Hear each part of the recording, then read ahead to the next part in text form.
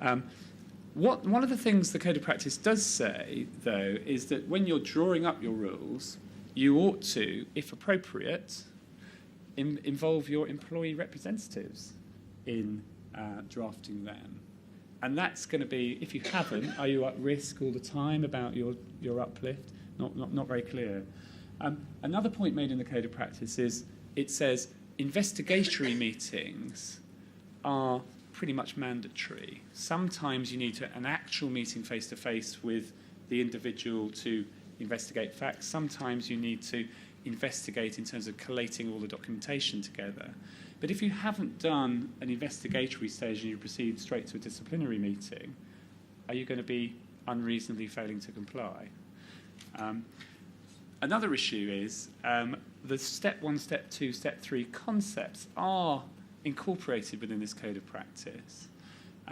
And it seems to suggest from the Code of Practice that if your letter before you discipline someone doesn't include everything you're going to talk about at the meeting, then new issues, which pop up as they frequently do, can't be dealt with at that meeting. And if you do raise new issues, again, is that going to be a breach of the Code of Practice?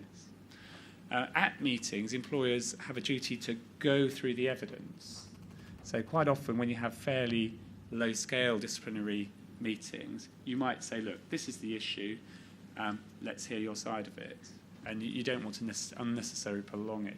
It seems now you have to go through each bit of your evidence to make sure you've complied with the Code of Practice. And that can include, the Code of Practice says, calling witnesses.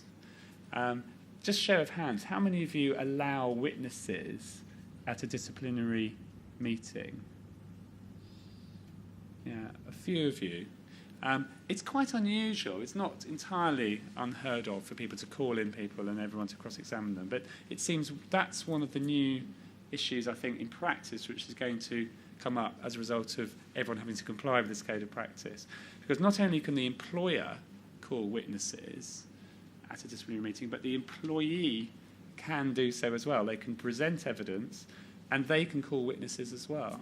And that's going to make it, imagine the scenario, you're sitting there discussing this with the manager, and then I call my witness number 1, I call my witness number 2, and that's going to be, just a real headache. I think that one, is going to be something that we'll have to look at how the tribunals deal with that. If you refuse people the right to call witnesses, is that unreasonable? Is that going to cause you an uplift in compensation?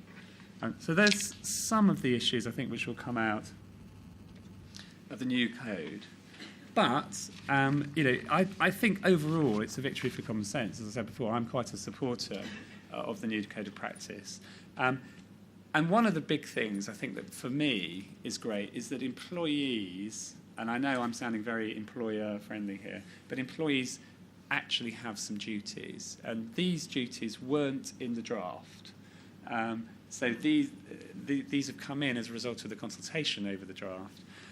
So they have to act consistently. They have to raise issues promptly. They have to make every effort to attend meetings. They can't unreasonably delay meetings. If they are going to call witnesses, they have to let you know in advance. And they must use the procedures before going to a tribunal. I think that's quite useful. I mean, a lot of these obligations are also on the employer. So you have to obviously do that as you naturally would anyway. But it's quite useful. And there's one particular comment in the Code of Practice which says if an employee is unable or unwilling without a good reason to attend meetings, you are entitled to hear the issue in their absence. And we all know the practical difficulties caused by people who simply can't attend for one reason or another. They say they're stressed, they might go off sick, etc. And I think that's another important safety valve for employers in this new system. So when's it all happening? 6th of April is the answer. And there are, of course, some transitional rules. So if you've started any form of disciplinary procedure or dismissal procedure before the 5th of April, then the old rules still apply. Technically, also on the 5th of April.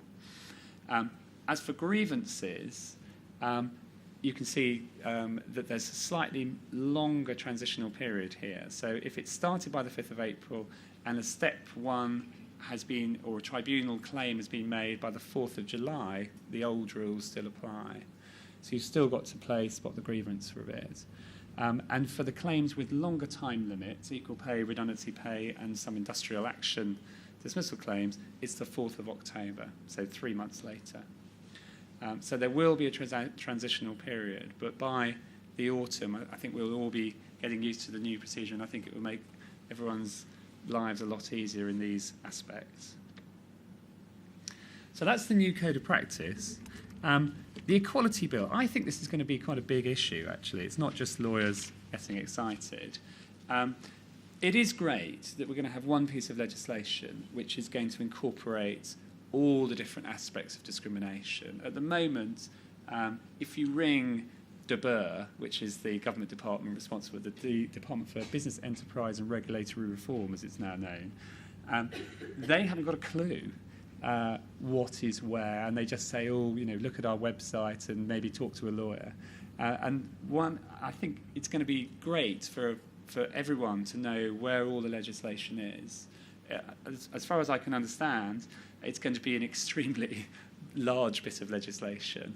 And worryingly for lawyers, it's going to be written in plain English so everyone can understand it, which means there'll be lots of vague areas for people to exploit, possibly. But it gets rid of, as I said, 100 pieces of legislation and 2,500 pages of guidance and codes of practice. So that's got to be a good thing. And as a lawyer, it's been very difficult sometimes to explain to our clients why the indirect discrimination rules in one strand of discrimination are totally different to another. It just doesn't seem to make sense. And all of those are going to be streamlined and brought together, I think, which is going to help. So that's going to be published around May. And I think they're aiming to bring that into force sometime around the end of this year or spring next year. But what are the other goodies in this? Because it's obviously every politician's dream to incorporate new stuff in these consolidating measures. And you've probably noticed there's a bit of a battle going on between Hazel Blears and Harriet Harman at the moment as to just how far the equality agenda should be pushed at the moment in government. What seems to be very clear is that the age laws are going to cover goods, services and facilities. The scope for positive action is going to be widened a bit, but despite all the media coverage about that, what I think is that's simply going to mean if you have two completely equally qualified candidates for a role, then you can choose one from the area which isn't as well represented in your workforce. I don't think it really goes farther than that at the moment. Greater pay transparency. Apparently, businesses are going to be awarded a kite mark for being transparent on pay, and this is a big political football at the moment in government. They're going to be a specific ban on secrecy clauses about pay, which I don't actually see very often happening. I hope that's not my time up. In the media sector, but certainly the financial sector, people are regularly disciplined for talking about their pay packages. So I think that may make some difference. Certainly the public sector are going to have to do transparent audits on pay now and actually publish information about the pay gap. And there's some various other bits and pieces. So tribunals are going to be able to make general recommendations to respondent employers that go way beyond the issues that are in the actual case. They are going to be looking at associative discrimination. You might be aware that the European Court recently stated that if somebody is harassed or directly discriminated because they're looking after a disabled person, then that in itself is disability discrimination against the individual. And it looks as if that's going to be brought across for age and sex as well in the future, and possibly in this bill.